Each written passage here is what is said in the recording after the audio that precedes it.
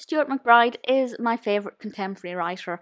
I'd say he's my favourite novelist of all time, but he's competing with Daphne du Maurier for that title. His crime fiction has been in my heart for about 8 or 9 years.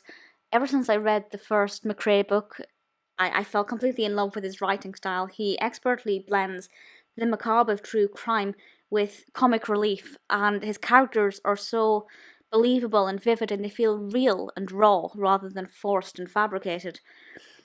I love his crime fiction, and when I saw that he was releasing a short story collection, obviously I jumped at it, and I read 12 Days of Winter in technically two sittings because I read the first story. There are, of course, 12 stories. I read the first one once, and then I read the other 11 in one sitting, and it's brilliant. It's not actually what I was expecting. Not that that's a bad thing, but I was expecting it to be quite heavily festive based or crimes focusing on winter, but not necessarily. It's more so that each of the 12 days of Christmas from the song, each gift is the central theme of each story. Obviously, these are 12 crime stories. Some of them are standalone, but as you go through it, every few stories there'll be a link back to a previous one.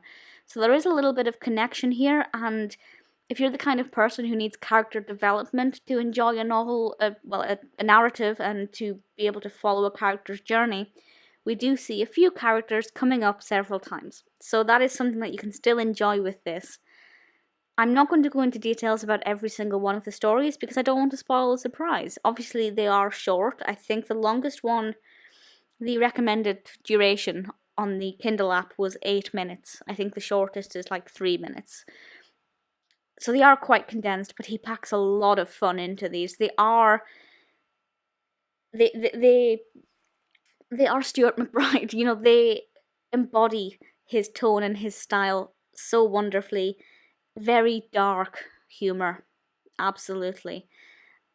So obviously we have a partridge in a pear tree, 2 turtle doves, 3 French hens, 4 calling birds, 5 gold rings, 6 geese a laying, 7 swans a swimming, 8 maids a milking, 9 ladies dancing, 10 lords a leaping, 11 pipers piping, and 12 drummers drubbing. It sounds very weird to read that in reverse order. And it's quite fun actually to think, well, what on earth could that story be about? The first one, a partridge in a pear tree, it kind of slightly mentions Christmas because there's a Christmas tree in it. But my favourite, and easily the most festive one, is Piper's Piping. And I have to say, this is the most disturbing, the most shocking. It deals with a Santa's grotto in a department store. I won't say any more, but it's vivid and could be mentally scarring if it happened in real life. Maybe even in the book, I don't know. But for me, that's my favourite out of them all. I think that was the most sick and twisted, and I absolutely loved it. But the rest of them are all brilliant. Another thing I think I expected, because it's MacBride, but didn't turn out to be the case, I assumed they would all be little police procedurals. Some of them have detectives, but a lot of them are just from the perspective of the criminal or an onlooker or a victim. Not many of them actually have detectives or sergeants or constables in them.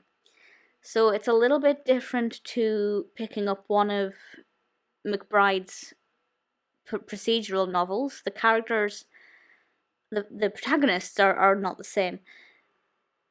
And that, in a way, that's really nice because I didn't really think it would be a good idea in hindsight to pepper all of these different inspectors in that we wouldn't then read in his novels. Or, for example, if he'd put Steele in one of these, would it be canon? I don't know. So it's not really an issue, it's just something that I had assumed would happen, but that hasn't, and in hindsight I can see that actually it works really well without it. But, you know, if Roberta Steele could have been in them all, I would have been absolutely ecstatic.